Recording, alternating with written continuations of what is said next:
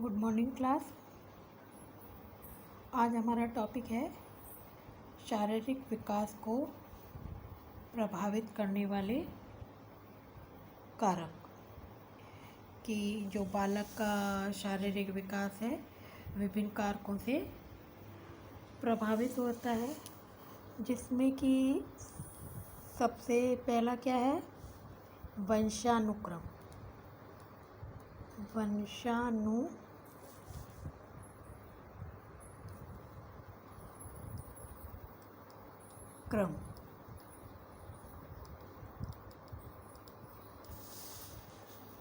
अब ये वंशानुक्रम है जो ये माता पिता के स्वास्थ्य और शारीरिक रचना का प्रभाव किस पर पड़ता है, बालक पर पड़ता है।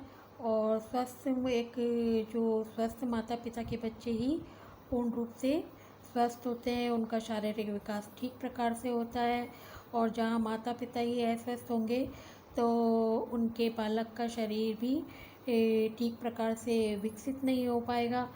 कहते हैं ना, जैसे माता पिता हैं तो उसका प्रभाव अपने बच्चों पर पूरी तरीके से पड़ता है। दूसरा है वातावरण।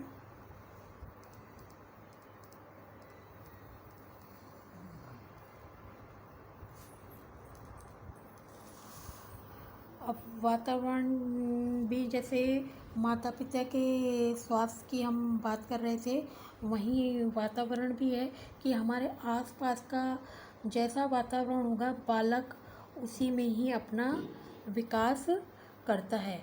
कि बालक के स्वाभाविक विकास में वातावरण है जो महत्वपूर्ण भूमिका निभाता है। उसके लिए बालक के विकास के लिए उसे अच्छा वातावरण मिलना चाहिए। उसको पर्याप्त धूप है, स्वच्छ वायु है और स्वच्छ वातावरण है, पहनने के लिए अच्छे कपड़े, रहने का स्थान, भोजन, सभी का क्या है, बालक पर संपूर्ण प्रभाव पड़ता है। और ये सब किसके अंतर्गत आता है, वातावरण के अंतर्गत आता है। कि हमारे आसपास का वातावरण है जो पूरी तरीके से स्वच्छ होना चाहिए। उससे अगला है पौष्टिक भोजन।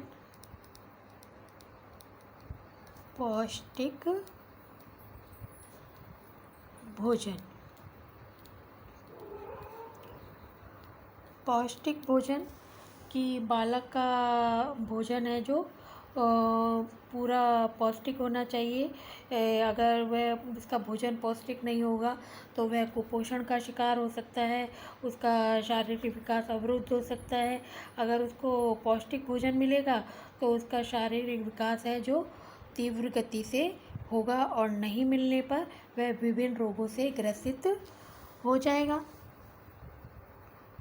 नियमित दिनचर्या।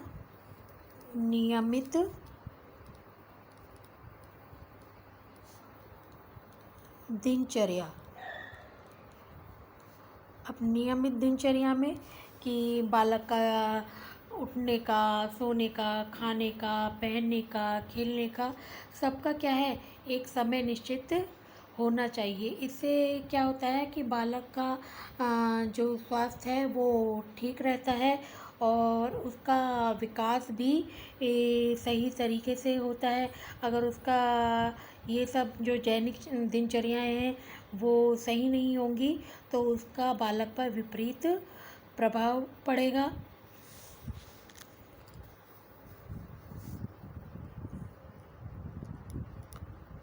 प्रेम। बालक के शारीरिक विकास पर परिवार के सभी सदस्यों के प्रेम का भी बहुत प्रभाव पड़ता है। यदि उसे माता पिता से, अपने बुज़ुर्गों से प्यार नहीं मिलता तो वह दुखी रहने लग जाता है, संकोची प्रवृत्ति का हो जाता है, किसी से अपनी बात शेयर नहीं करता। और कहीं कहीं तो जैसे कि माता पिता की अल्पायु में ही मृत्यु हो जाती है, तो वहाँ पर जो है बालक अपना संपूर्ण प्रेम ना मिलने के कारण उसका विकास है जो अवरुद्ध हो जाता है, विकास नहीं हो पाता। इसीलिए उसे अपने परिवार में संपूर्ण प्रेम का मिलना बहुत ज़रूरी है, जिससे कि वह अपने खुशनुमा वातावरण में अपना विकास कर सके, उसे संपूर्ण ज्ञान प्राप्त हो सके। उससे अगला सुरक्षा सुरक्षा सुरक्षा जो है कि बालक को सबसे ज़्यादा सुरक्षित कहाँ महसूस करता है, वह अपने घर में महसूस करता है और अपने माता पिता के साथ रहता है, तो वह ये सोचता है कि मैं पूर्ण रूप से सुरक्षित हूँ। और उसके संतुलित विकास के लिए और सुरक्षा की भावना होना आवश्यक भी है। अगर उसमें सुरक्षा की भावना अगर उसको नहीं मिलेगी तो कभी कभी जो बालक है वो अपना आत्मविश्वास है जो खो बैठता है, और आत्मविश्वास जब व्यक्ति खो देता है तो उसका विकास अवरुद्ध हो जाता है। वह कई बातें सोचने लग जाता है और उसमें कुंठा की प्रवृत्ति आ जाती है। खेल और व्यायाम खेल और व्यायाम व्यायाम शारीरिक विकास के लिए जो है खेल और व्यायाम अति आवश्यक है। शिशु अवस्था में बालक अपने हाथ पैर चलाकर, जमीन पर चलकर पर्याप्त जो है व्यायाम कर लेता है, लेकिन जैसे जैसे वह बड़ा होता है, किशोर अवस्था में आता है, तो उसे खेलना आवश्यक है, उसके लिए योगा करना आवश्यक है। जब तक वह खुली हवा में खेलेगा नहीं तो उसकी जो शारीरिक वृद्धि है वो ठीक प्रकार से नहीं हो पाएगी। वह घर में बैठा बैठा क्या है जो उसका शारीरिक विकास अवरुद्ध हो जाएगा।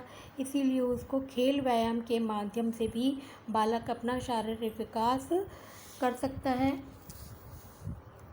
अन्य कारक